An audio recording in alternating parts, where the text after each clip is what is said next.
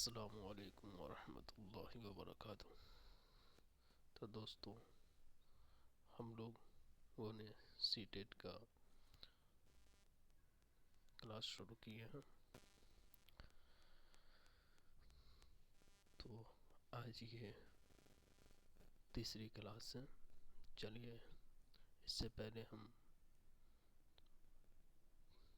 پڑھ چکے ہیں، جیسے استخراجی طریقہ، استقرائی طریقہ کے بارے میں پڑھے ہیں، اور تدریسی و آموزش مواد یعنی ٹیچنگ لرننگ مٹیریل کے بارے میں پڑھ چکے ہیں۔ تو آج ہم شروع کرتے ہیں۔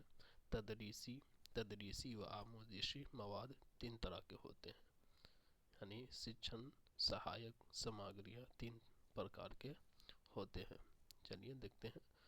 سمعی ذرائع اور دوسرا ہے بصری ذرائع اور سمعی بصری ذرائع۔ چلیے تینوں کو الگ الگ اس کی تعریف دیکھتے ہیں کیا ہے۔ سمعی ذرائع اس کا تعلق کانوں سے ہے۔ کانوں کے ذریعے ہم علم و معلومات کو حاصل کرتے ہیں، یعنی مندرجہ ذیل ذرائع جن سے ہم معلومات حاصل کر سکتے ہیں، جیسے ریڈیو، گراموفون، ٹیلی فون وغیرہ۔ یعنی سمعی ذرائع ہے جو کانوں کے ذریعے، یعنی ہم سن کر ہم اپنے معلومات میں اضافہ کرتے ہیں۔ جیسے ہم کلاس روم میں رہتے ہیں تو ٹیچر بولتے ہیں تو ہم اسے سن کر اپنے معلومات میں، علم میں اضافہ کرتے ہیں۔ اسی طرح ریڈیو سے کچھ سن کر ہم اپنے علم میں اضافہ کرتے ہیں۔ ٹیپ ریکارڈ، ٹیلی فون وغیرہ، یہ سب سے کیا ہے، ہم علم میں اضافہ کرتے ہیں۔ بصری ذرائع، اور بصری ذرائع کیا ہے، وہ ذرائع جن سے ہم علم و معلومات حاصل کرتے ہیں، اسے بصری ذرائع کہتے ہیں۔ اس کا تعلق آنکھوں سے ہوتا ہے، جیسے بلیک بورڈ، تصویری خاکے، نقشے وغیرہ۔ اب دیکھیں، بصری ذرائع میں ہم جیسے دیکھ کر جو سیکھتے ہیں، دیکھ کر جیسے بلیک بورڈ پر کچھ لکھا ٹیچر لکھتے ہیں تو اسے ہم دیکھتے ہیں، اس کے بعد سے ہم اسے سیکھتے ہیں۔ تصویر یا خاکے جیسے چارٹ ہو گیا، TLM ہو گیا، یہ سب میں کیا ہے کہ ہم جو تصویر بنا رہتا ہے، جو چیز رہتا ہے، اس سے ہم دیکھ کر سیکھتے ہیں۔ نقشے وغیرہ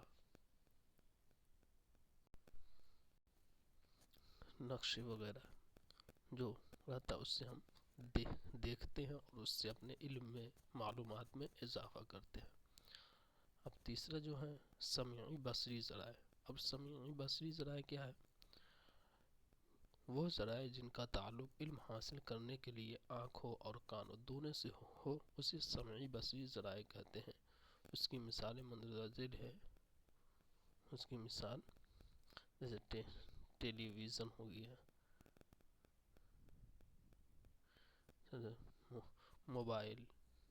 موبائل، ٹیلی ویژن، ڈیجیٹل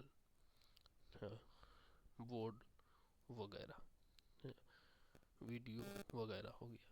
اب دیکھیں اس میں کیا ہے، سمعی اور بصری جو دیکھ کر اور سن کر جو علم حاصل کرتے ہیں، جیسے ٹیچر، سب سے سمپل ہے کہ جب ٹیچر وہ پڑھاتے ہیں تو ہم کیا کرتے ہیں، وہ بورڈ پر جو لکھتے ہیں اسے بھی دیکھتے ہیں، اور وہ جو بولتے ہیں اسے بھی سنتے ہیں، اور اس سے ہم اپنے علم میں اضافہ کرتے ہیں۔ اسی طرح موبائل ہو گیا، موبائل میں ہم کیا، کوئی ویڈیو وغیرہ دیکھتے ہیں تو اس سے سنتے بھی ہیں اور دیکھتے بھی ہیں، اس سے بھی علم حاصل کرتے ہیں۔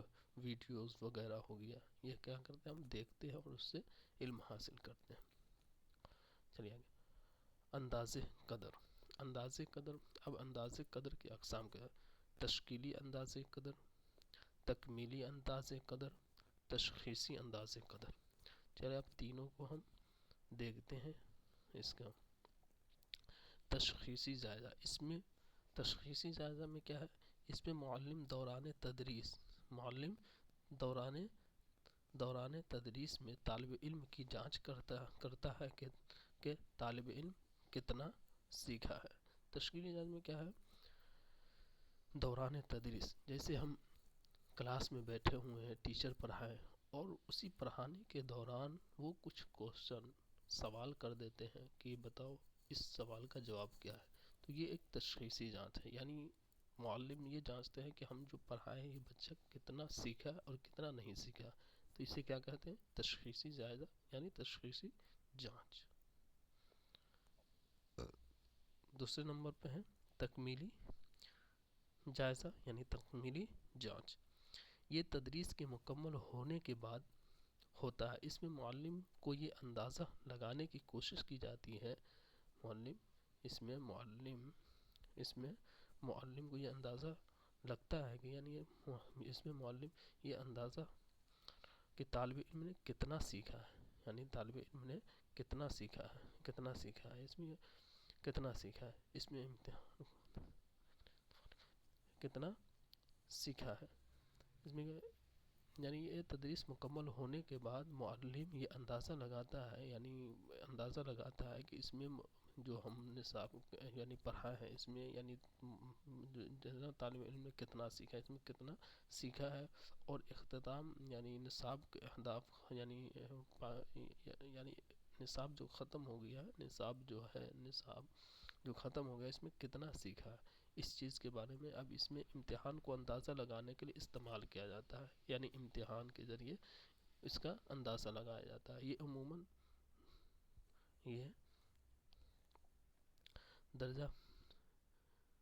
عموماً درجوں کی بنیاد پر ہوتا ہے، یعنی یہ درجہ بندی کے امتحان یہ صرف ایک مقررہ مدت میں یعنی تصدیق کرتا ہے، یعنی صرف ایک مقررہ مدت کی کارکردگی کی تصدیق کرتا ہے۔ اس میں کیا ہے کہ جو تکمیلی اس میں جو ہمیں علم دیا جاتا ہے، جو نصاب پڑھایا جاتا ہے، وہ مکمل ہو جانے کے بعد ایک امتحان ہوتا ہے، اور امتحان سے یہ پتہ لگایا جاتا ہے کہ طلباء نے کتنا سیکھا، کتنا کامیاب ہے نہیں ہے، اس کا اندازہ لگایا جاتا ہے۔ تیسرا نمبر تشخیصی جائزہ۔ اس کے بعد تشکیلی تھا پہلا، اس وقت تکمیلی، اب تشخیصی جائزہ۔ تشخیصی جائزہ میں کیا ہے، یعنی تشخیصی جانچ میں جو یعنی یہ جائزہ یعنی طالب علم تدریس کے دوران یعنی معلم تدریس کے دوران ناکام ہوتے ہیں، یعنی اس میں دوران کرتا ہے، یعنی یہاں پہ غلط لکھا گیا ہے، یعنی جو طالب علم تدریس کے دوران ناکام ہوتے ہیں ان کی ناکامی کا پتہ لگانا ہی تشخیصی جانچ ہے، یعنی اس کا تعلق طالب علم کے سیکھنے کی مشکلات کی تشخیص سے ہوتا ہے۔ یعنی اس میں کیا ہے کہ معلم جو پڑھاتا ہے، اب اس میں یہ معلم جو پڑھاتا ہے یعنی طالب علم تدریس کے دوران ناکام ہو جاتے ہیں، یعنی وہ تدریس جو پڑھاتا ہے لیکن طالب علم اس کے دوران ناکام ہو جاتے ہیں، ان کی ناکامی کا پتہ لگانا ہی تشخیص۔ اب وہ معلم جو ہے اس کے بارے میں پتہ لگاتا ہے کہ کیوں اسے سمجھ میں نہیں آیا، یعنی میرے اندر کمی ہے کہ اس کے اندر کمی ہے، کیا وجہ ہے کہ اسے سمجھ میں نہیں آیا، اس کا جو جائزہ لیا جاتا ہے اسے کیا کہتے ہیں؟ تشخیصی جائزہ، تشخیصی جانچ۔ اب تشخیص کے چار نمونے مندرجہ ذیل ہیں: آموزش کا انداز قدر، آموزش کے لیے انداز قدر بطور آموزش میں انداز قدر۔ چلیے آموزش کے لیے انداز قدر، اس میں کیا ہے، سیکھنے کے لیے کیا گیا انداز قدر کو آموزش کے لیے انداز قدر کہا جاتا ہے۔ اس میں کیا ہے، اس میں طلباء کا کردار اہم ہوتا ہے، معلم کی رہنمائی بھی مطلوب ہوتی ہے، سابقہ معلومات بچوں کے بچوں کی سابقہ معلومات کا جائزہ، تدریسی طریقہ کا امتحان، صلاحیت کا جانچنا یعنی داخلہ امتحان، مشق وغیرہ۔ یعنی اس میں کیا ہے، آموزش کے لیے اندازہ قدر، اس میں کیا ہے کہ سابقہ معلومات، یعنی بچے کو، یعنی اس میں جو طلباء کا کردار ہوتا ہے، معلم کا تعاون اور رہنمائی بھی مطلوب ہوتا ہے۔ اس آموزش کے لیے انداز قدر ہے، اس میں سیکھنے کے لیے جو انداز قدر، آموزش کے لیے انداز قدر کہا جاتا ہے، اس میں طلباء کا کردار اہم ہوتا ہے۔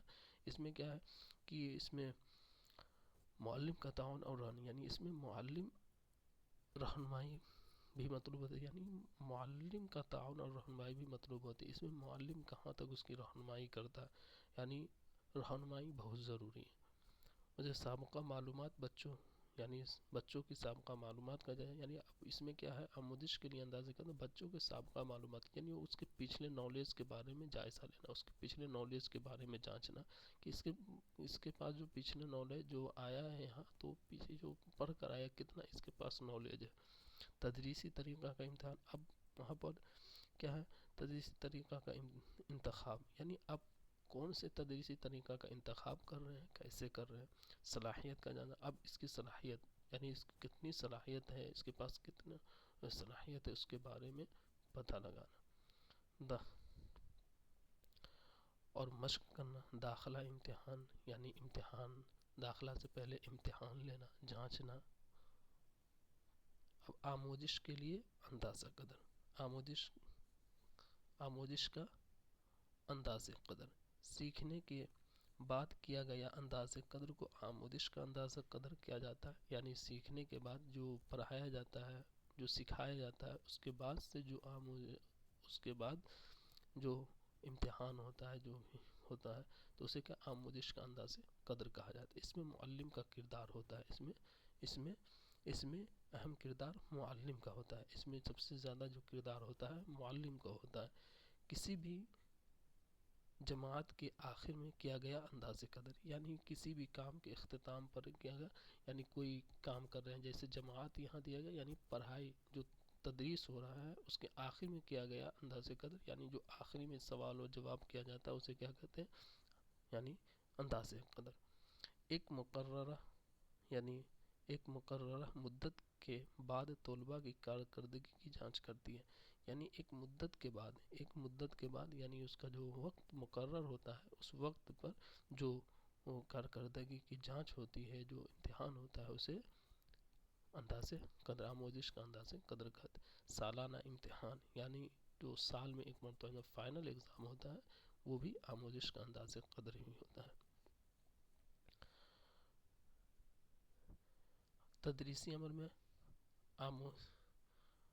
آموزش کی غلطیوں کی جانکاری، یعنی تدریسی عمل میں آموزش کی غلطیوں کی جانکاری۔ انداز قدر گیری اور نمبر، یعنی انداز قدر گریڈ اور نمبر، یعنی جو اندازہ لگایا جاتا ہے اس کے حساب سے اسے نمبر دیا جاتا ہے، اسے گریڈ دیا جاتا ہے۔ تیسرا ہے آموزش میں اندازہ قدر، یہاں پہ آموختہ لکھا گیا لیکن یہاں پہ آموزش میں اندازہ قدر، تدریس کے دوران ہی اندازہ قدر کیا جاتا ہے، یعنی تدریس کے دوران ہی اندازہ قدر کیا جاتا ہے، جو ہم پڑھاتے ہیں اسی وقت اس سے اندازہ قدر کیا جاتا ہے۔ چوتھا جو ہے اندازہ قدر بطور آموزش، جب بچہ خود سے اندازہ قدر کرتا ہے، یعنی جب بچہ خود کا اندازہ قدر کرتا ہے، اس میں کیا ہے، بچہ خود سے اپنے آپ کا اندازہ قدر کرتا ہے کہ ہم نے کتنا سیکھا، کیا نہیں سیکھا۔ اس کا تعلق تشخیصی جانچ سے ہے، جو ہم اوپر پڑھا چکے۔ اور اب چلیے آگے پڑھتے ہیں۔ معالجاتی اصلاحی تدریس، اپچاراتمک شکشن، زبان کی آموزش، یعنی یہاں آموختہ لکھا گیا آموزش ہے۔ زبان کی آموزش میں طلباء کو پیش آنے والے مسائل کا نشاندہی کرنا اور ان کے لیے مناسب حل نکالنا ہی معالجاتی اصلاحی تدریس کہلاتا ہے۔ اس کا مقصد زبان کی مہارت کے استعمال میں آنے والی دشواریوں کو دور کرنا اور آموزش کو بہتر بنانا ہے۔ اس میں معلم صرف آموزش کی کمیوں کا علم نہیں ہوتا، بلکہ یعنی اس میں کیا ہے، اس میں صرف معلم کی آموزگار رو کی کمیوں کا ہی علم نہیں ہوتا، بلکہ وہ تدریس کا بھی انداز قدر کرتا ہے، یعنی تدریسی یعنی نہیں ہوتا بلکہ طریقہ تدریس کا بھی انداز قدر کرتا ہے، اور جو طلباء کے لیے مفید طریقہ یعنی جو مفید طریقہ ہو اس کی نشاندہی یعنی جو مفید طریقہ ہے اس کو اختیار کرتا ہے۔ زبان کی خرابی۔ زبان کی خرابی، اگر بچہ اپنی آواز پر قابو نہ رکھ سکے تو اس میں زبان کی خرابی پیدا ہو جاتی ہے، یعنی اس میں اگر بچے اپنی آواز قواعد کے تحت زبان کی خرابی پیدا ہو جاتی ہے۔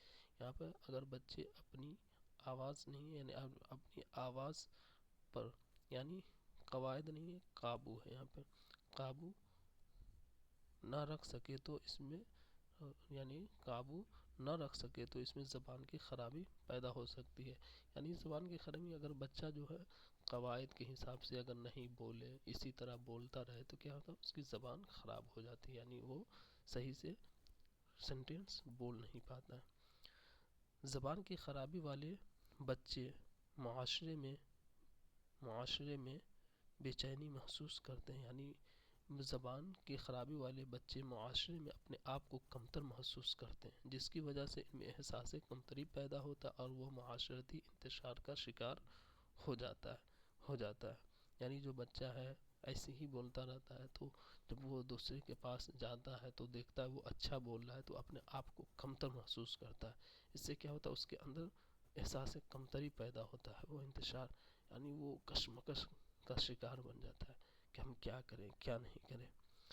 زبان کی خرابی تعلیمی ترقی کو بھی طرح طرح سے متاثر کرتی ہے، یعنی جس کی زبان خراب ہو جاتی ہے ٹھیک ہے تو وہ کیا ہے کہ وہ تعلیمی ترقی کو بھی طرح طرح سے متاثر کرتا ہے، یعنی وہ تعلیمی ترقی بھی کرنے میں اسے دشواری ہوتی ہے اور وہ تعلیمی ترقی یعنی تعلیم کو آگے بڑھانا بھی نہیں چاہتا، پھر سوچتا ہے کہ چھوڑ دیں۔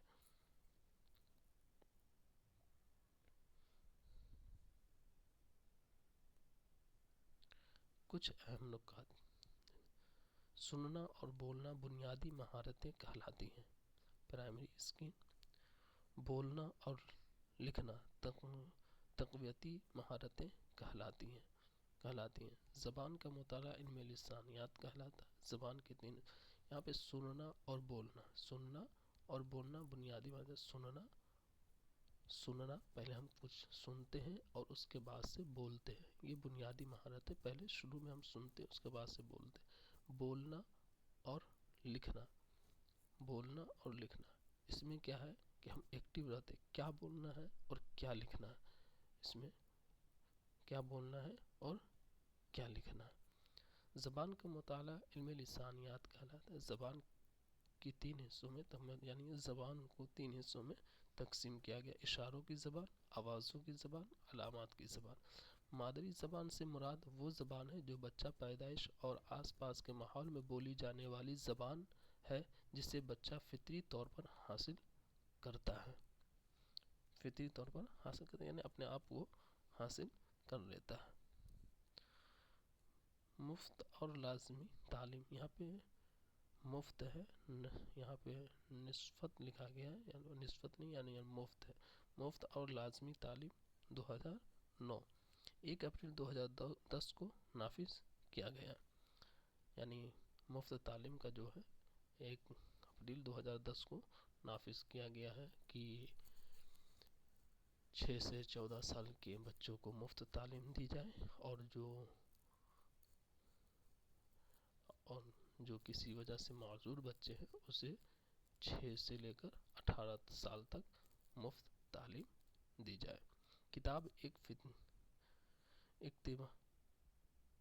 یہاں پہ کتاب نہیں ہے، اکتساب ایک فطری عمل ہے جو بچوں کی پیدائش کے بعد شروع ہو جاتا ہے، یہاں پر اکتساب ہے، کتاب نہیں، اکتساب ایک فطری عمل ہے جو بچے کی پیدائش کے بعد شروع ہو جاتا ہے۔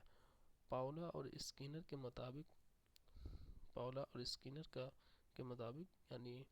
مطابق زبان یعنی مشق، نقل اور ربط سے حاصل ہوتا ہے، یعنی رٹنے سے حاصل ہو. پاولا اور اسکینر کا ماننا ہے کہ بچے مشق کر کر اور نقل کر کر اور رٹنے سے حاصل کرتے ہیں زبان. نوم چومسکی کا ماننا ہے، یعنی نوم چومسکی کے مطابق زبان بچے کی صلاحیت پیدائشی ہوتی ہے. یعنی بچوں کو، یعنی نوم چومسکی کا کہنا ہے کہ جو زبان بچہ جو سیکھتا ہے اس کی پیدائشی صلاحیت ہوتی ہے، وہ زبان سیکھتا ہے. واٹسن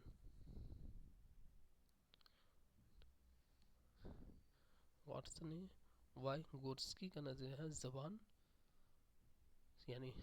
وایگوٹسکی کا نظریہ ہے کہ زبان یعنی سماجی ربط کا نظریہ ہے. یعنی وہ سماج سے تعلق قائم کر کے وہ سیکھتے ہیں سماج سے.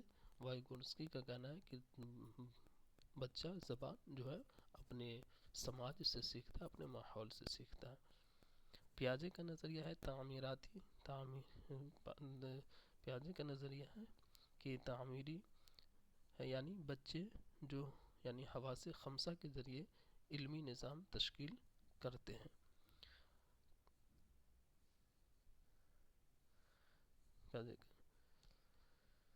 تدریس زبان کی آموزش میں علامت کو ایک وسیلہ کے طور پر استعمال کیا جاتا ہے. یعنی جو پڑھائی ہے وہ آموزش کی علامت یعنی کے طور پر اسے استعمال کیا جاتا ہے. غلطیاں آموزش کا حصہ ہے، اس میں معلم کو حیرانی یا ناراضگی نہیں ہونی چاہیے.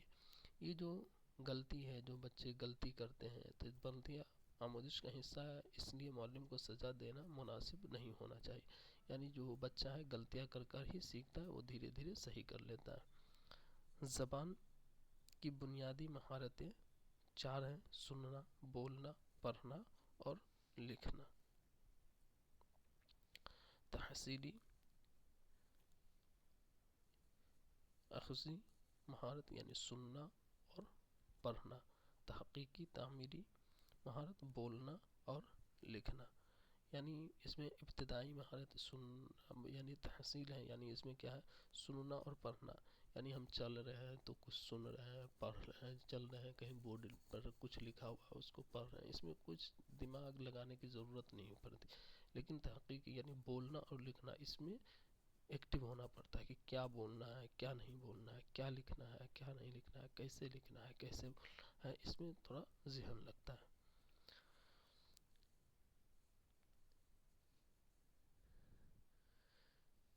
یہاں پہ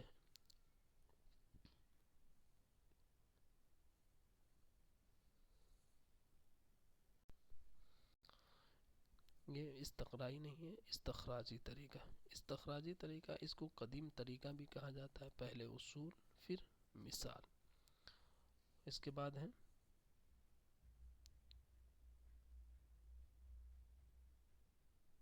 استقرائی طریقہ. استقرائی طریقہ اس کو جدید طریقہ بھی کہا جاتا ہے. پہلے مثال پھر اصول بتایا جاتا ہے. غیر لسانی جماعت میں بچے کی زبان کو اہمیت دی جائے. پہلی زبان سے مراد مادری زبان ہوتی ہے. دوسری زبان ثانوی زبان سے مراد غیر مادری زبان ہوتی ہے.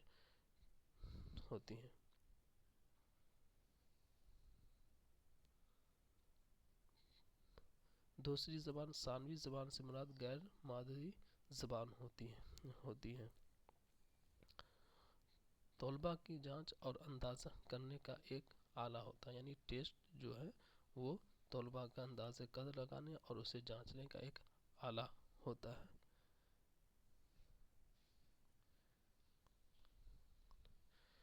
کسی کام کو کرنے میں طلباء کی مدد کرنا ہی اسائنمنٹ کہلاتا ہے. جیسے سائیکل چلانا، ماڈل بنانا. یعنی طلباء کوئی کام کر رہا ہے، اس میں اسے کوئی دشواری ہو رہی ہے تو اس کی ہم مدد کر رہے ہیں کہ یہ ایسے نہیں ایسے ہوگا، ایسے نہ ایسے ہونا، ایسے ہوگا. اسائنمنٹ عام طور پر وقت کے بعد ختم ہو جاتا ہے. یہ نظریہ وقتی نوعیت کا ہے. یعنی اس میں کیا ہے کہ یعنی وقت یعنی سائیکل چلانے میں مدد لینا، اس کا وقت پر ختم ہو جائے، یہ نظریہ वाई गोर्स्की ने दिया है।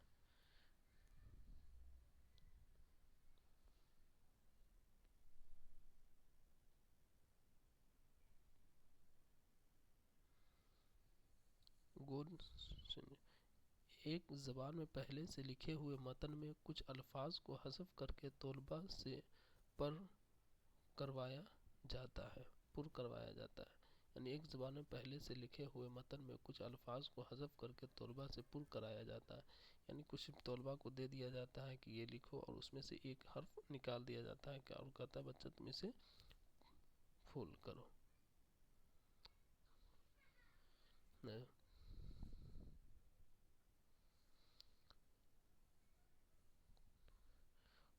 कोड मिक्सिंग यानी मुअल्लिम मुकर्ररा वक्त दौरान ज़बान का इस्तेमाल करते हुए कुछ बोलता है जैसे तलबा गौर से सुनकर लिखते हैं।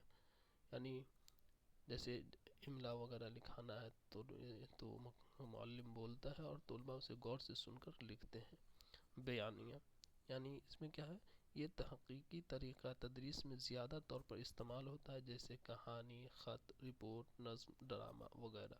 ये क्या है, तहक़ीक़ी तरीक़ा। इसमें कैसे कहानी लिखा जाए, ख़त, रिपोर्ट, ये बयानिया। पोर्टफोलियो। अब चलिए पोर्टफोलियो के बारे में देखते हैं। पोर्टफोलियो एक तरह का रिकॉर्ड है जिसमें किसी शख्स या तालिब इल्म की ज़िंदगी के मख़सूस पहलुओं, ज़बान, तलबा पहलुओं, काम, महारतें और सीखने की मालूमात शामिल होती हैं जिसका ताल्लुक़ तालिब इल्म के मुख्तलिफ़ कामों से होता है।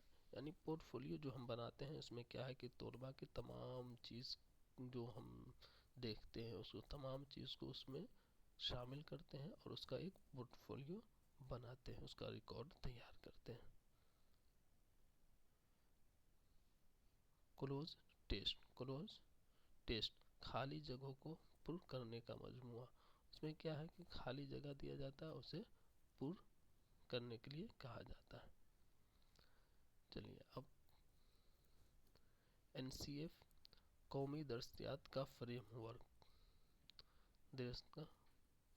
2000 NCF 2005। इल्म को बच्चों की स्कूल से बाहर की ज़िंदगी के साथ जोड़ना। यानी जो बच्चों को इल्म दे रहे हैं तो बाहरी ज़िंदगी से इल्म को जोड़कर बच्चे को पढ़ाना। इक्तिसाबी अमल को रटने के तरीके से अलग करके बामाना बनाना।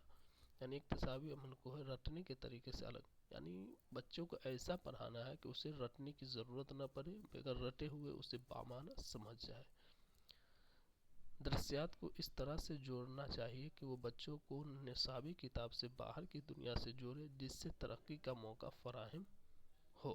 यानी दरसियात यानी जो हम निसाबी किताब जो पढ़ाते हैं, दर्स जो देते हैं, तो निसाबी किताब को बाहर से ऐसा जोड़ना जिससे बच्चा बाहर की दुनिया से जुड़े और उसे पढ़ाए जिससे तरक्की का मौका फराहम। यानी बाहर की दुनिया से जब जोड़ कर पढ़ाएंगे तो उसे वो सोचेगा, समझेगा और उससे ज़्यादा नॉलेज हासिल करेगा। कौमी दरसियात का फ्रेमवर्क 2005 यानी बच्चों के ख़यालात को अहमियत देता है। ये भी हकीकत तस्लीम करता है कि बच्चे मादरी ज़बान में इजहार फ़िक्र करने की आज़ादी दे। इसमें क्या है कि बच्चों को मादरी ज़बान में बोलने की आज़ादी दे कि वो जो चाहे बोले और अपने ख़यालात को पेश करे, अपने ख़यालात को ज़ाहिर करे। तभी हम अपने ख़यालात को ज़ाहिर करें, तब जाकर उसे हम सही तालीम दे सकते हैं। मुल्क में लिसानी फार्मूला को फ़रोग़ दिया है। यानी इसमें क्या है, मुल्क में से लिसानी फार्मूला को फ़रोग़ दिया गया। स्कूल का निज़ाम ऐसा बनाया जाए कि मुअल्लिम यानी स्कूल का निज़ाम ऐसा बनाया जाए यानी मुअल्लिम मरकूज़ के बजाय तालिब इल्म मरकूज़ हो। यानी स्कूल का निज़ाम ऐसा बनाया यानी लचीला हो। इसमें मुअल्लिम मरकूज़ नहीं होकर तलबा मरकूज़ हो कि यानी معلم کو بھی بولنے یعنی طلباء کو بھی بولنے کی اجازت ہو، وہ کسی چیز پر بھی اعتراض کر سکے۔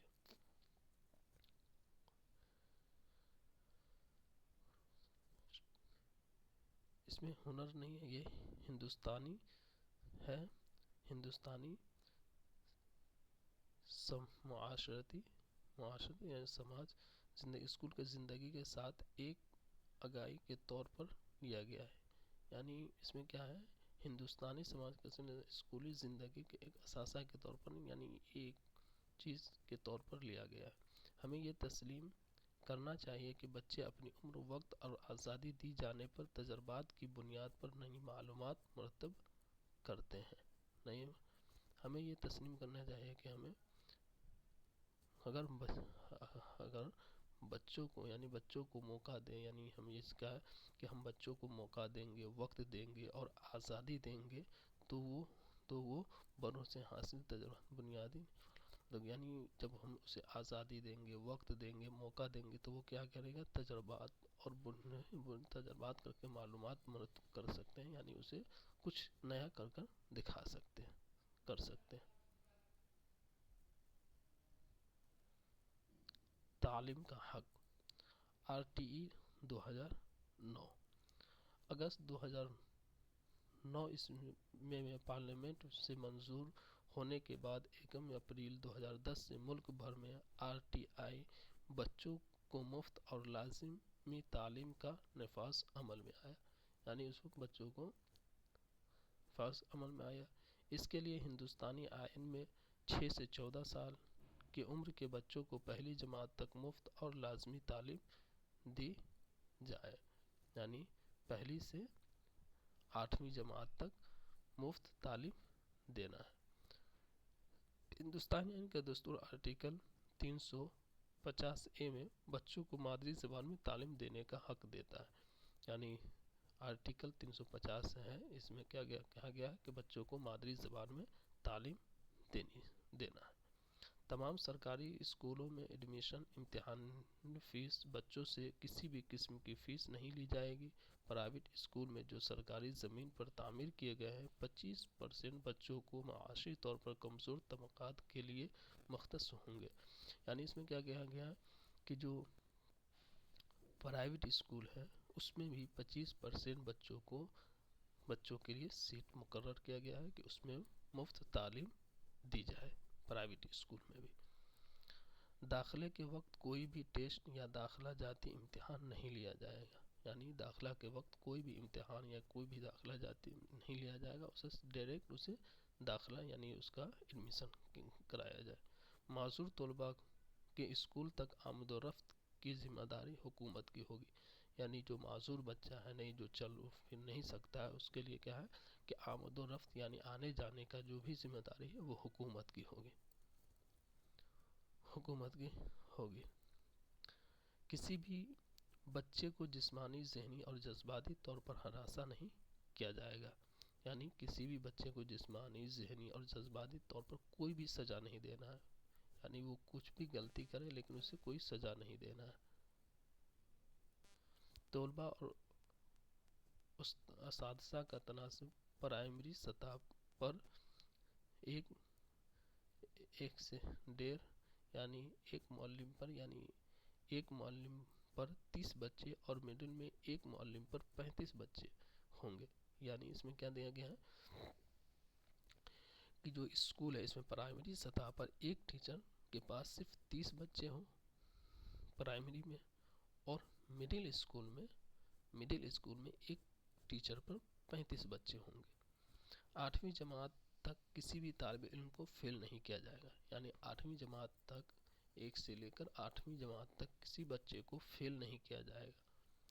6 سال سے زیادہ عمر کے بچوں کا اس کے عمر کے مطابق داخلہ لیا جائے گا، یعنی جو بچہ 6 سال کا ہو گیا ہے اس کی عمر کے حساب سے اس سے داخلہ لیا جائے گا، یعنی 6 سال کے بچہ کا جس کلاس میں ایڈمیشن ہونا ہے اسی میں ہوگا، اس سے نیچے والے کلاس میں نہیں ہوگا۔ نئی تعلیمی پالیسی 2020 NEP 2020 نئی تعلیمی پالیسی 2020 کے مطابق تعلیم 3 سال کی عمر سے شروع ہوگی، یعنی تعلیم 3 سال کے سے شروع ہوگی۔ نئی تعلیمی پالیسی کا مقصد 3 سال کی عمر سے 18 سال کی عمر کے بچوں کے لیے تعلیم کو حق قرار دیا گیا ہے، یعنی حق قرار دیا گیا۔ نئی تعلیمی پالیسی یعنی 3 سال سے لے کر 18 سال کے بچوں کو تعلیم کا حق قرار دیا گیا، یعنی اسے مفت تعلیم دی جائے گی۔ نئی تعلیمی پالیسی کے تحت 2+10 کا ڈھانچہ مکمل طور پر ختم کر دیا گیا ہے، یعنی پہلے کیا تھا کہ 10+2 کا نظام تھا، یعنی پہلے 1 سے لے کر 10ویں تک، اس کو سے +2، لیکن اب اس کو ختم کر دیا گیا۔ اب کیا کیا گیا ہے 5+3+3+4 کا تعلیمی اسکول نظام کر دیا گیا کہ اب 5 اس کے بعد سے 3 ایسے 5 یو کے جی ایل کے جی نرسری 1 2 یو کے جی ایل کے جی 1 2 3 اس کے بعد سے یو کے جی ایل کے جی نرسری 1 2 5 کے ہو گیا، اس کے بعد سے 3 4 5 6 7 8 اس کے بعد سے 9 10 11 12 اس کا اب یہ نظام شروع ہوا۔ اس طرح کے اسکول اب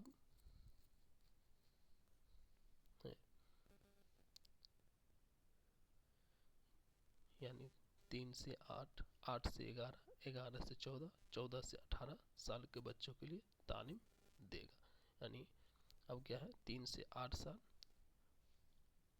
3 سے 8 سال پھر 8 سے 11 سال 11 سے 14 سال 14 سے 18 سال کے بچوں کو تعلیم دیا جائے گا۔ نئی تعلیمی پالیسی 2020 کے اصول کیا ہے؟ بنیادی مرحلہ ہے 5۔ اس کے تحت پیدائش سے 8 سال کے بچوں کو آنگن واڑی سے پری اسکول تک تعلیم دی جائے گی، یعنی آنگن واڑی سے پری اسکول تعلیم دی جائے گی۔ اس مرحلے میں 3 سال آنگن واڑی کے بچے شامل ہوں گے۔ اس کے بعد بچے 2 سال جماعت 1 اور 2 کے اسکول جائیں گے، یعنی 3 سے 8 سال تک بچہ 3 سال آنگن واڑی میں بچے پڑھیں گے، اس کے بعد سے 2 سال 1 2 میں پڑھیں گے۔ تیاری کا مرحلہ، اس مرحلے میں کلاس 3 سے 5 تک تعلیم دی جائے گی۔ اس میں 8 سے 11 سال کے بچے شامل کیا جائے گا۔ یہ مرحلہ 3 سال میں مکمل ہوگا۔ اس مرحلے میں سائنس، ریاضی، آرٹس وغیرہ کے بچوں کو زیادہ زور دیا جائے گا۔ درمیانی مرحلہ، اس مرحلے میں 6 سے 8ویں تک کی پڑھائی ہوگی، جس میں 11 سے 14 سال 6 سے 8ویں تک کی پڑھائی ہوگی، جس میں 11 سے 14 سال کے عمر کے بچے شامل ہوں گے۔ اس مرحلے میں بچوں کے لیے خاص اسکل ڈیولپمنٹ کورس بھی شروع کیا جائے گا۔ اس میں بچوں کے لیے خاص کر اسکل ڈیولپمنٹ وغیرہ کورس وغیرہ شروع کیا جائے گا۔